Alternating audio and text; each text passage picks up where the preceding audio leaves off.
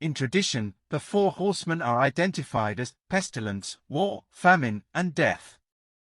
This echoes Jeremiah's warning that the inhabitants of Jerusalem would be divided between pestilence, the sword, famine, and captivity. I call this pattern of prophecy the four fates. Let's take the four horsemen of this chapter, one by one. John says, "Behold, a white horse, and its rider had a bow, and a crown was given to him, and he went out conquering and to conquer." Yes, that's pestilence. There's a tradition in ancient culture that plague comes from the arrows shot by Apollo, god of the sun. It's in the Iliad, and it's reflected in one of the Psalms, when the psalmist says, "You will not fear the terror of the night, nor the arrow that flies by day, nor the pestilence that stalks in darkness."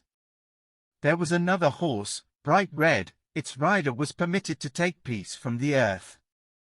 This might cover any kind of conflict, including civil wars and rioting. The permission comes implicitly from God.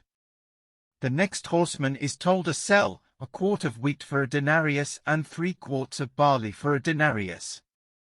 These are very high prices for food items. Hence, famine.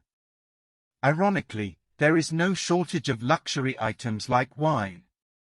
The last horse was a pale horse, and its rider's name was Death, and Hades followed him, and they were given power over a fourth of the earth, to kill with sword and with famine and with pestilence and by wild beasts of the earth.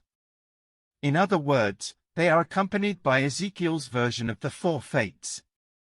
One modern popular theory sees the four horsemen as 4 distinct events, coming at intervals. One objection to this view is that there is nothing outstanding, in human history, about these problems as individual events. In any case, there is also something odd about the fact that Death appears as the last horseman in the series and only as the last horseman.